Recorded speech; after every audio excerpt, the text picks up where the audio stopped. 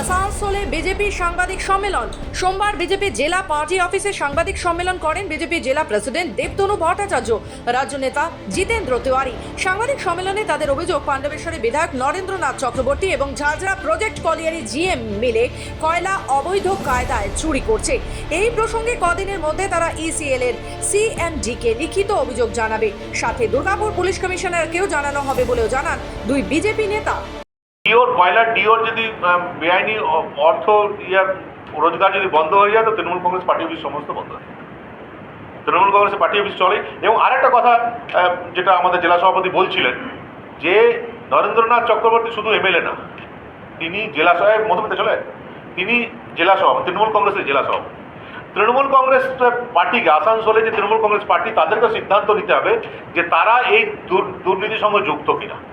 এই দুর্নীতি বিধায়কের একক উদ্যোগে হয়েছে না পুরো দলের সঙ্গে যুক্ত।